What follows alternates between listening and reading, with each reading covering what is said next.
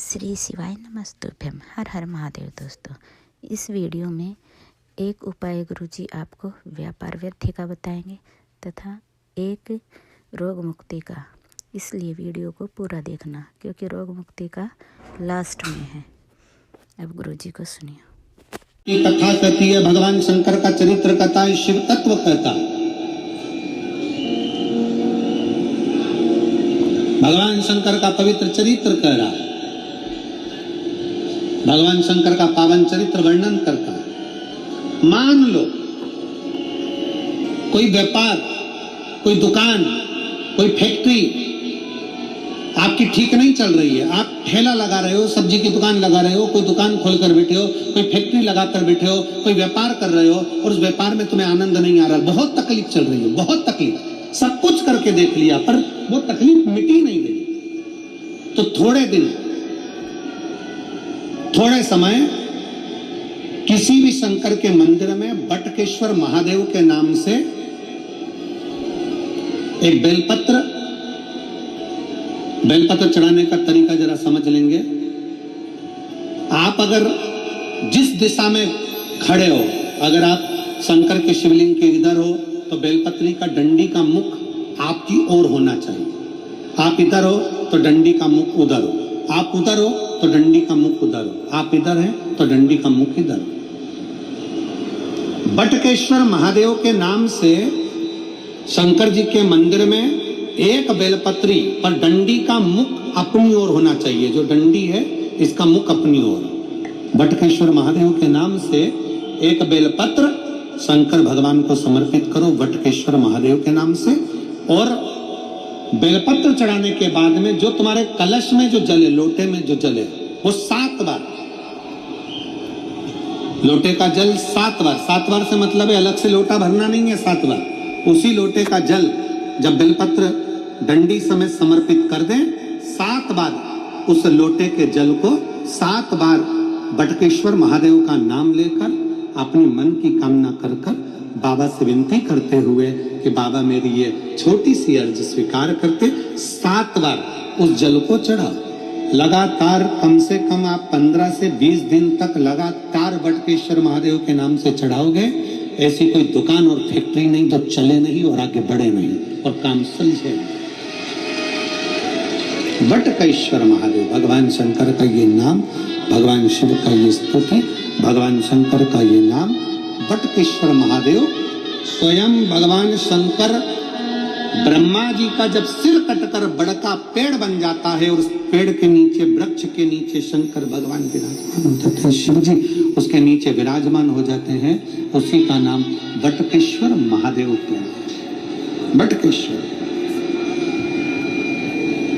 बोल बटकेश्वर महादेव की। शिव जी बटकेश्वर महादेव के रूप में विराजमान। और देखिए,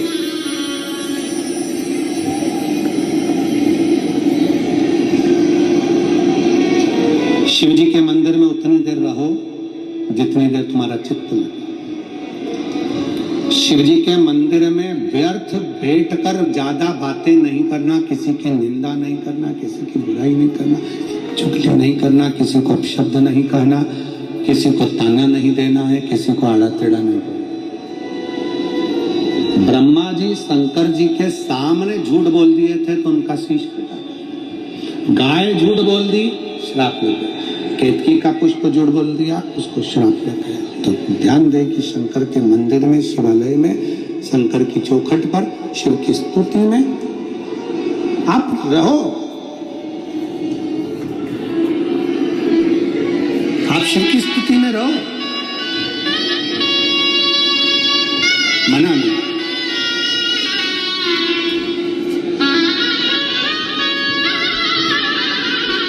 बिडल, उत्पल, ये 2 असुर हैं और ये दोनों असुर, बिडल उत्पल, दोनों असुर, बिडल और उत्पल दोनों असुर।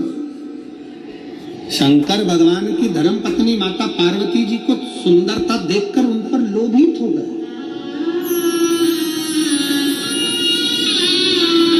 शिव मंदिर में अपनी दृष्टि भी काबू में रहना चाहिए।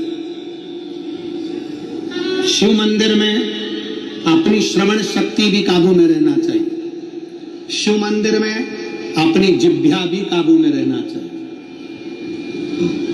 निंदा करो मत, निंदा सुनो मत और बुरा देखो मत। बुरा देखना भी नहीं, बुरा तुमको निहारना भी नहीं, देखना भी नहीं।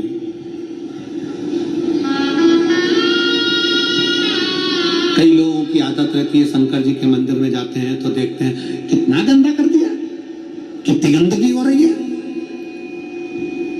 शंकर जी के मंदिर में गए और कह दिया कितना गंदा हो रहा है। अरे तू शंकर जी को देखने गया था कि गंदगी देखने गया था? मंदिर की पुताई नहीं हुई, जाले लग रहे हैं, ये लग रहा है, वो लग रहा है। अरे शंकर की स्तुति करने गए हो। शिव भक्त का सबसे पहला काम है, मंदिर में अगर गंदगी हो रही है तो उसको साफ करो। जाले लग रहे हैं उसको निकाल दो, तो तुम्हारी जिंदगी के भी जाले समाप्त हो जाएंगे। शिव मंदिर में गए हो, थोड़ी सेवा करो, चाकरी करो, आराधना करो और सीखो रायपुर की इस कथा से कि जब शिव महापुराण की कथा विराम हो जाती है तो यहाँ रहने वाले शिव भक्त जो रात्रि को विश्राम करते हैं वो पूरे ग्राउंड का कचरा बीनते हैं। मैं माननीय मंत्री महोदय से कहूंगा कि यहाँ जितने शिव भक्त रहते हैं महाराज जी, यहाँ रहने वाले शिव भक्त रात्रि के समय पर कचरा बीनते हैं पूरा और उसको एक जगह ढेर लगा देते हैं। इतनी शिव भक्ति है लोगों की। आयो मंदिर में गए हो सेवा अर्चना करने के लिए तो उसमें शिव की भक्ति के प्रति अपनी दृष्टि को भी संयम रखो, वाणी को भी संयम रखो, श्रवण शक्ति को भी संयम रखो।